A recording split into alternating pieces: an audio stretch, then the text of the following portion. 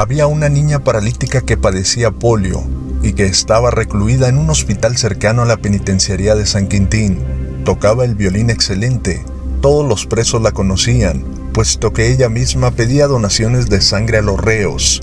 Además, mandaba cartas que eran leídas por todos los reclusos y al final las firmaba con una frase que decía: «Yo no tengo padre, pero ustedes son mi padre». Una vez en una de sus cartas, prometió a los prisioneros visitarlos y tocar el violín en la cárcel. Esa noticia causó gran animación entre la población carcelaria. Se llegó el día. La reunión se celebró en el gran comedor.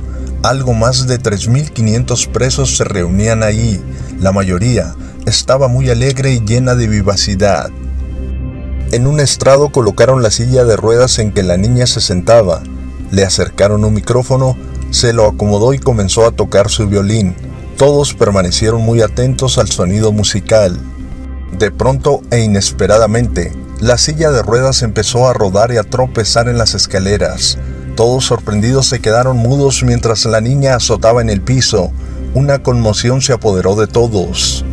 Cuando levantaron a la niña y la colocaron de nuevo en el escenario, sonriente dijo que no se preocuparan, que estaba bien, que nada le había pasado y siguió tocando su violín. Mientras la mayoría de reos lloró y se conmovió con aquella escena, la changa sentía coraje y odio contra todos por sus debilidades. Con esto salió del comedor y se fue a su celda. Ahí golpeó la pared con sus puños hasta quebrarse una mano. Solo con ese dolor se sentía vivo.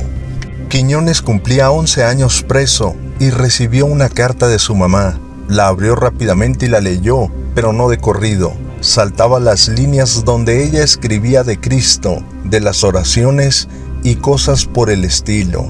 Pero de pronto, sus ojos se clavaron en una frase que le causó atracción extrema. La frase decía: «Clama a mí, y yo te responderé, y te enseñaré cosas grandes y ocultas que tú no conoces». Esas palabras hicieron un impacto poderoso en su vida. Quedó paralizado por minutos y no entendía la razón. Un sudor copioso empapaba su cuerpo. Un miedo inmenso lo invadió. Sin entender, una voz en su cerebro le repetía aquellas palabras constantemente. La carta fue hecha a pedazos. Joel la pisoteó con rabia, como si quisiera cortar de tajo el encantamiento inexplicable que sentía. Gritaba, golpeaba cosas desesperado. Ya no quería escuchar aquella voz repetitiva que lo desesperaba. 3 días con sus noches siguió esa situación. Quiñones no pudo dormir ni comer. Fue con la guardia y les hizo ver su estado emocional. Les rogó que quería ayuda psiquiátrica y la guardia aceptó. Le dieron sedantes y lo presentaron con el médico. Logró calmarse y regresó a su rutina. Se había enfrentado a una fuerza sobrenatural que no comprendía. Al principio se sintió nervioso, pero después volvió a él la actitud de ermitaño. En apariencia, Joel pensó que había superado aquel incidente. Después de mucho tiempo, la changa logró tener una ocupación bastante cómoda en la cárcel. Hacía tarjetas donde escribía las citas que tenía cada preso. Un día de verano de 1960, Joel estaba muy ocupado trabajando cuando de pronto un joven se le acercó y le dijo: «Changa, Changa, tu nombre está en el mural, en la lista de elegidos de libertad bajo palabra».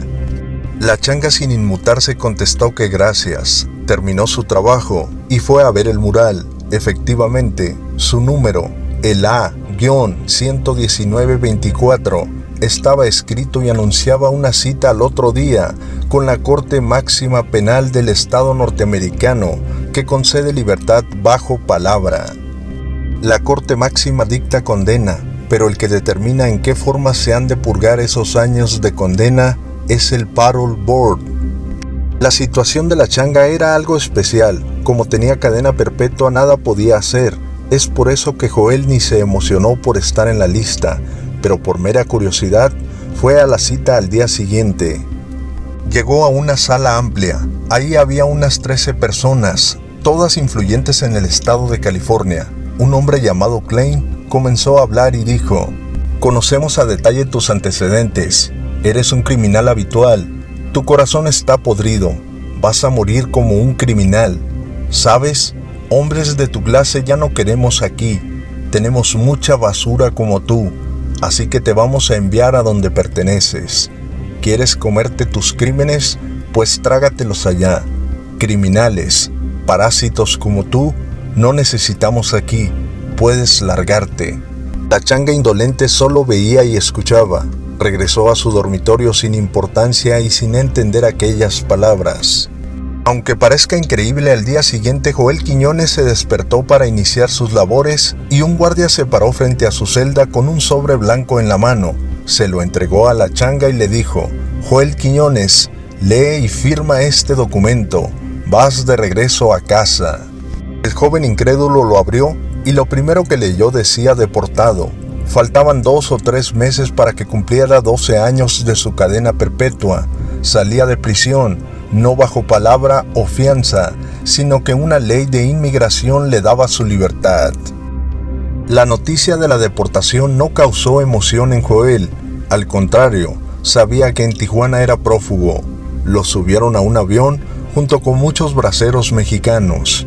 Al llegar a su destino, al pisar la tierra, como loco la changa corrió casi 1 kilómetro sin parar, solo por el miedo de que la policía lo detuviera. Para su sorpresa, el avión había aterrizado en León, Guanajuato. Como pudo y de aventón consiguió llegar a Ciudad de México. Ahí, lavando carros y barriendo, logró juntar un dinero para pagar un autobús que lo llevaría a Tijuana. Tenía miedo, pero quería regresar a casa. 3 días de viaje y por fin la changa regresaba a Tijuana, su ciudad natal. Rápido se dio cuenta que todo había cambiado. Había más gente, más recintos y casas, pero para él, su molestia consistía en que había más policías por todos lados. Se fue a la calle primera de la zona centro. Antes de llegar a la avenida Constitución, se metió a un bar llamado Chapala. Ahí, llegó a la barra y pidió unos tequilas. La changa se sentía raro, pues todo era diferente. Por algunos días deambuló por la zona norte. Un día casi mata a un hombre en un bar de la calle Coahuila. Esto provocó que la mafia local supiera de su regreso. Eran los primeros días de octubre de 1960. La changa, lleno de obsesión por conseguir dinero, se acercó a un viejo conocido que ahora era jefe de la delincuencia organizada en Tijuana. Le pidió dinero y este sacó unos dólares y se los dio. Además, le dio 2 onzas de heroína y le dijo: ten para que te alivianes, changuita.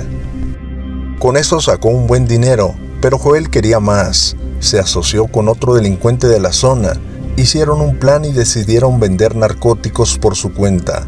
Se trasladaron a Michoacán y bajo una recomendación compraron algunos kilos de amapola. La changa en pocas semanas estaba retomando su poder, gracias a personas superiores a él. Sus contactos rápido funcionaron, le dieron un auto del año y otro. Por una fuerte cantidad de dinero, sacó su ficha de antecedentes de la cárcel, se la entregaron y la changa la convirtió en cenizas. Eso sucedió entre el 13 y el 20 de noviembre de 1960. Su plan consistía en cruzar la frontera con papeles falsos y traficar heroína hacia San Francisco, California. Para el día 23 de noviembre de aquel año, Joel y otro de sus compañeros criminales decidieron que en la noche cruzarían la frontera con la droga. Entraron a una cantina para bajar la tensión. Al salir, la changa se topó con una amiga de su mamá, conocida como Clarita. Ella se le quedó viendo directo a los ojos, y Joel Quiñones, enojado, le dijo: ¿qué me ves? ¿Qué quieres de mí? Ella, muy relajada y segura, le dijo: te diré por qué estoy aquí y por qué te estoy viendo. No es por mi gusto, vine porque esta historia continuará. Para más contenido, síguenos en nuestras redes sociales como Tijuana en el Tiempo, la historia fresca de nuestra Tijuana.